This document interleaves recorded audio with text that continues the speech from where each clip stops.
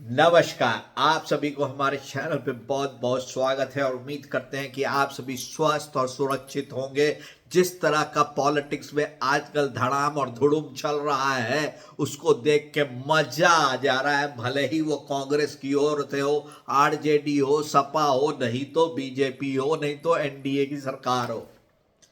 लेकिन देखा जाए तो जिस तरह से राहुल गांधी जी का जो स्पीच आया था, उस वो स्पीच पर जिस तरह से लोगों ने रिएक्शन दिया और एक्शन दिया, और साथ में जो बहन का था प्रियंका गांधी वाड्रा जी का, वह दोनों ने जबरदस्त बेस बनाया पार्लियामेंट के अंदर में कि उस पर धड़ाम धुड़ुम बम गोला बारूद सब गिर जाए।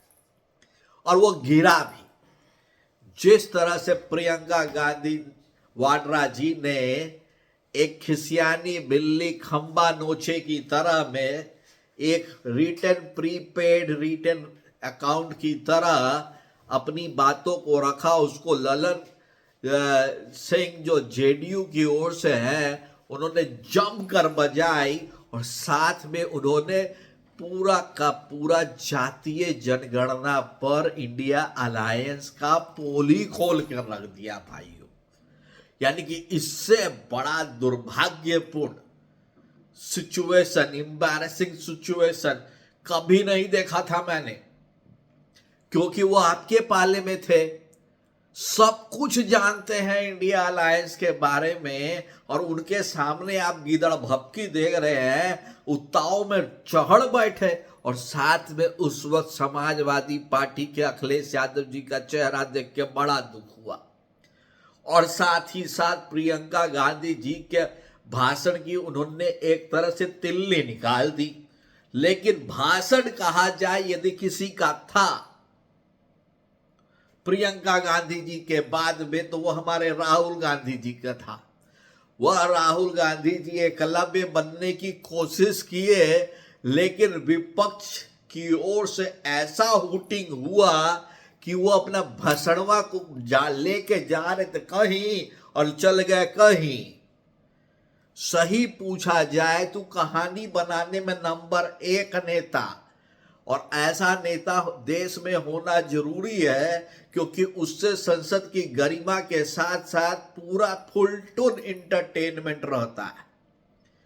जिस तरह से एक ऐसा युवा जिसको 55 बरस के उम्र में अकल नहीं आया है, उसको 13-14 बरस में सावरकर जी की बात अपनी दादी से पूछ रहे थे, बताओ। और उस पर हमारे जो बिहार से जो नेता है उन्होंने बोल, रविशंकर प्रसाद जी, वो ऐसे ही बहुत बड़े अधिवक्ता है, उन्होंने तो कह दिया यहां तक कि भाई ट्यूशन ठीक से पढ़ के आया करो यार। ये दूसरा सबसे दुर्भाग्यशाली सिचुएशन कांग्रेस के लिए था। और तीसरा, जब नरेंद्र मोदी जी आए तो उन्होंने तो भाई इस तरह से किया, बातें बताई कांग्रेस के बारे में कि सब लोग विपक्ष के ना घुसने लग गए अंदर की कहीं हमारा बारी ना आ जाए बाबू। लेकिन यह जो रविशंकर प्रसाद जी हैं और जो ललन सिंह जी, दोनों ने कांग्रेस और समाजवादी पार्टी के सो कॉल्ड संविधान आरक्षण और जातीय समीकरण की पूरी टीका टिप्पणी बही खाता सब कुछ खोलकर जनता के सामने रख दिया। अब देखना यह होगा कि उसका असर दिल्ली के चुनाव में कैसा पड़ता है, क्योंकि शुरुआत कोई किया, माइलेज लेके नरेंद्र मोदी चले गए, तो वोट तो ही पे कीजिएगा तब संसद में। आपको क्या लगता है? यदि आपने नहीं देखा है दोनों नेताओं का भाषण तो जरूर देखिए। उन्होंने जिस तरह से रविशंकर प्रसाद जी ने ट्यूशन की बात की, और जिस तरह से ललन यादव जी ने समाजवादी पार्टी के मुखिया का पोल खोला, वो बहुत ही शर्मिंदगी से भरा था। लेकिन हमरा बहुत अच्छा लगा, क्योंकि यह जो डिबेट था full of entertainment and full of lies था, जो कांग्रेस पार्टी के तरफ से आया था, फंस कहीं और चला गया।